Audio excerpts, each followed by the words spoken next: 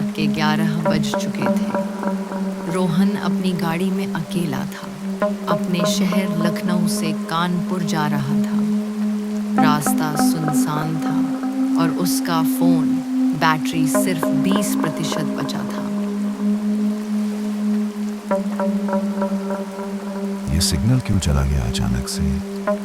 चलो कोई बात नहीं, सीधा रास्ता है।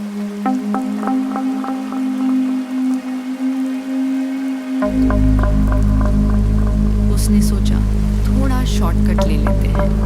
एक पुरानी टूटी हुई सड़क की तरफ गाड़ी मोड़ दी, जहां नक्शा भी खत्म हो जाता था।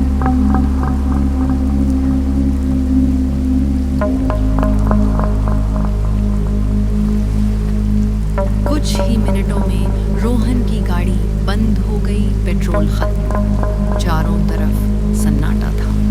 सिर्फ एक घर में रोशनी दिख रही थी।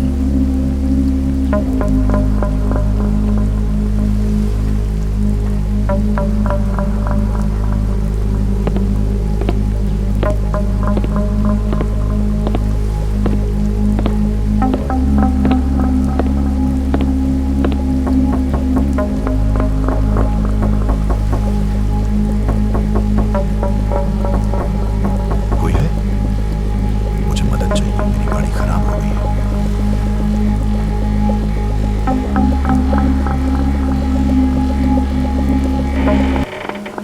आओ बेटा, इतनी रात को यहाँ अंदर आ जाओ, बारिश तेज हो रही है।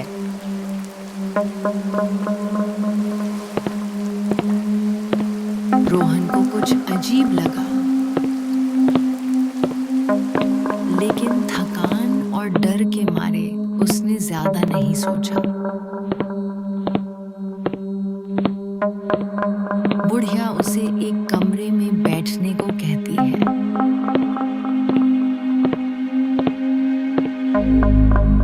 बैठो बेटा, मैं चाय बनाती हूँ।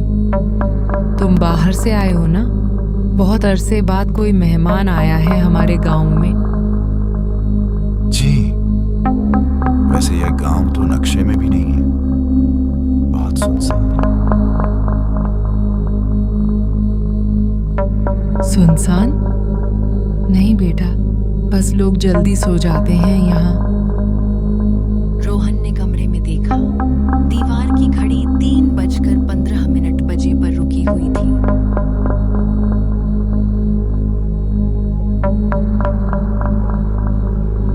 यह घड़ी कब से रुकी हुई है?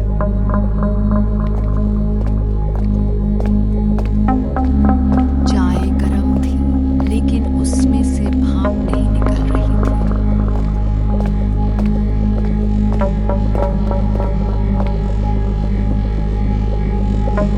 रोहन ने यह बात नजरअंदाज कर दी। थकान ज्यादा थी।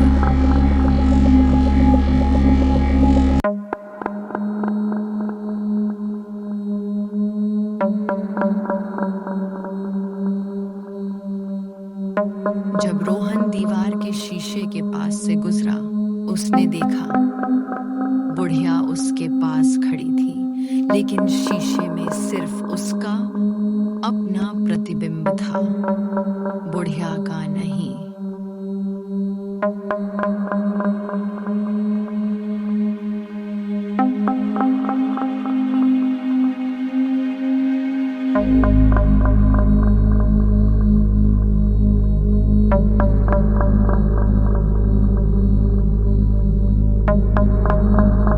अचानक खिड़की पर कोई आवाज आई। रोहन ने देखा एक छोटा बच्चा खिड़की के बाहर खड़ा था। उसकी आंखें पूरी तरह सफेद थी। भागो यहाँ से, पूर्णिमा आने वाली है। हम सबको यही हुआ था।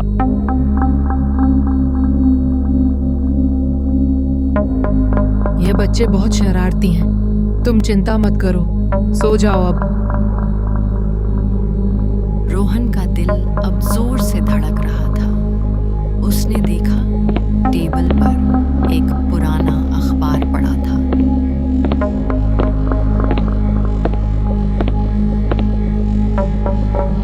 अखबार की हेडलाइन पढ़ पैरों तले जमीन खिसक गई। कालीपुर गांव में भयानक हादसा, 47 लोगों की मौत। तारीख थी 50 साल पुरानी। जब रोहन ने पीछे मुड़कर देखा,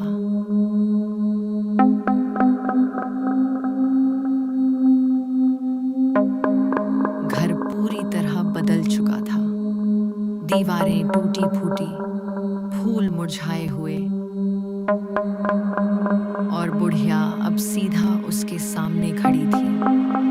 उसका चेहरा अब झुर्रियों से नहीं, खोखले गड्ढों से भरा था। 50 साल पहले इस गांव में तांत्रिक ने हमें भेंट चढ़ाया अपनी शक्ति के लिए। हम सब यही मर गए थे इस रात, इस पूर्णिमा की रात। ये सच नहीं हो सकता। हर साल इस रात कोई ना कोई रास्ता भटक कर हमारे गांव में आ जाता है और हम उसे अपना साथी बना लेते हैं। अब तुम्हारी बारी है बेटा। रोहन के चारों तरफ धुंधली आकृतियां प्रत्यक्ष होने लगी। पूरा गांव जो 50 साल पहले मर चुका था, अब इस कमरे में खड़ा था।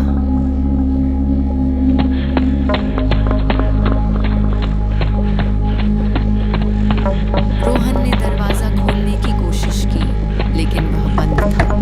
तभी उसकी नजर टेबल पर पड़ी एक पुरानी मंदिर की घंटी पर गई। गांव के बुजुर्गों ने कभी बताया था, मंदिर की घंटी की आवाज आत्माओं को रोक नहीं सकती, लेकिन उन्हें कुछ पल के लिए कमजोर कर देती है। नहीं, मुझे यहाँ नहीं रुकना।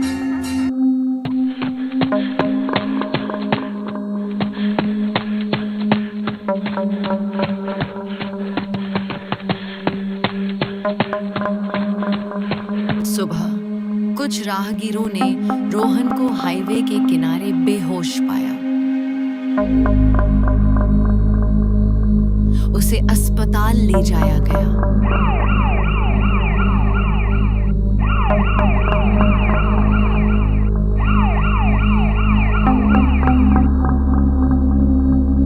जब वह होश में आया, उसने पूरी कहानी बताई। बेटा, इस इलाके में कोई कालीपुर गांव नाम की जगह नहीं है।